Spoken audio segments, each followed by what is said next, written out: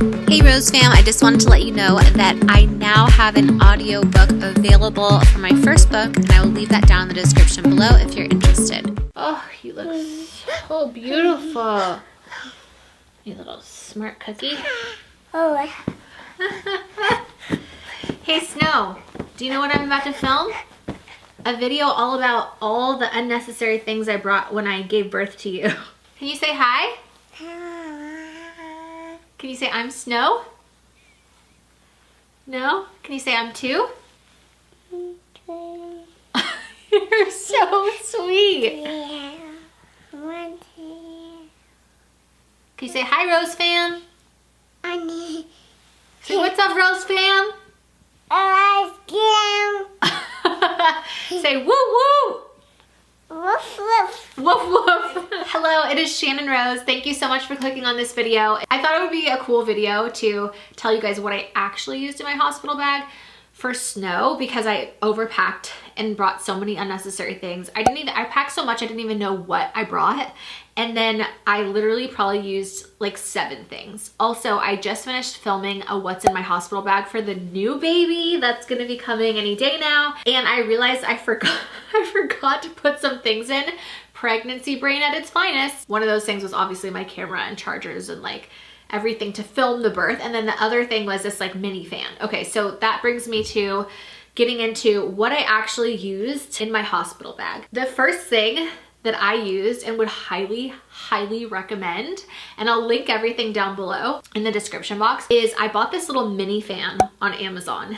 It just plugs in with like a USB port to charge, and it has like different settings. It was a lifesaver when I was giving birth because my epidural failed and I felt like a lot of my labor and I was hot and it was just like miserable. Once the baby started crowning, once Snow started crowning and coming out of me, it literally felt like the ring of fire. And this is so embarrassing, but like I asked the nurse to fan down there while I was giving birth. I'm like, put the fan on my vagina. I'm pretty sure that's in the birth vlog somewhere if you want to go watch it. But even the OBGYN, he'd been like practicing for, I don't know, 40 years. He was like, that's probably the smartest thing I've ever seen any of my patients bring to a birth. I mainly brought it because I have really bad anxiety and panic attacks. And when I start to have a panic attack, it feels really good to have like cold air blowing on me. So when you're pregnant, you get really hot because of all the hormones. And like I gained so much weight that fan just felt so amazing to have. So I used that. I used it a lot, even after, because then your body's going through all these like weird hormonal changes after you give birth. And so you get like hot flashes. Like I had all kinds of issues.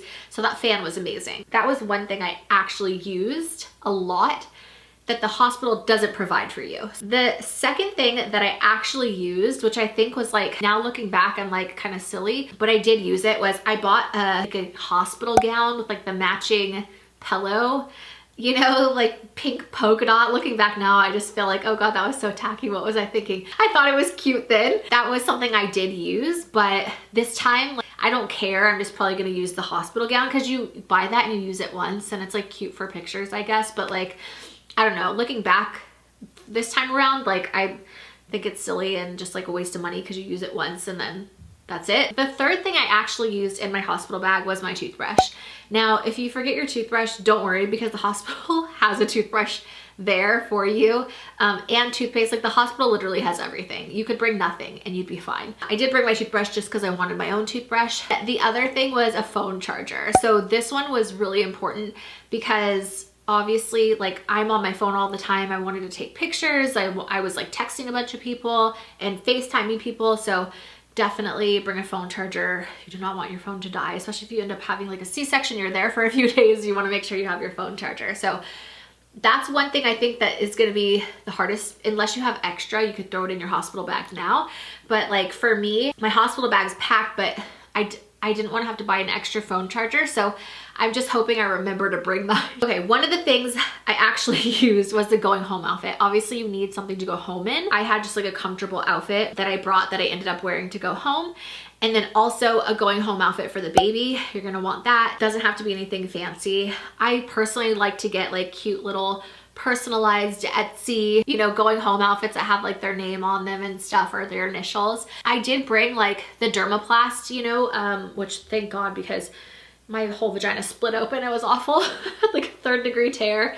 If you haven't watched that, if you're 18 and over, you can watch it. I show everything in that video. Having that dermoplast was nice, except for I didn't need to bring it because the hospital had it there. So the hospital had Tux pads, the hospital had the dermoplast, the hospital had the mesh panties and the pads. Like literally they had everything. They also have everything for the baby. They have butt paste, they have wipes, diapers, I mean, like, you name it, they have it. If you do, for some reason, like to pack a bunch of stuff, like, go for it, you know? But if you don't want to and you just want to have, like, the essentials, keep that in mind. And then I brought my computer, which I used, you know, not everyone's gonna want to bring their laptop.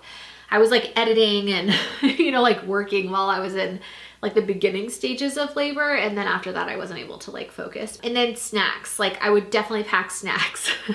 If you haven't watched my what's in my hospital bag for baby number 2, definitely check that out. That's a fun video, and it's not your average hospital bag video because I just wanted to be more real. Well, not real, but like what I did differently in this hospital bag was so much more different from my original one. Let me know in the comments, what did you guys pack in your hospital bag? Ooh, just kicked so hard in my ribs.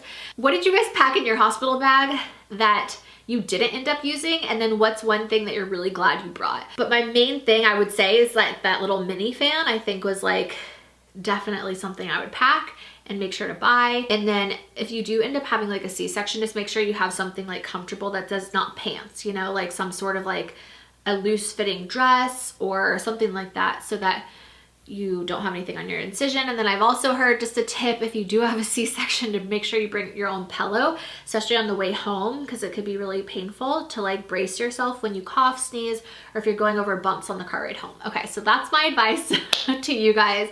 Thank you so much for watching this video. I'm sending you all my love and all my positive energy, and I hope to see you in my next video. Mwah.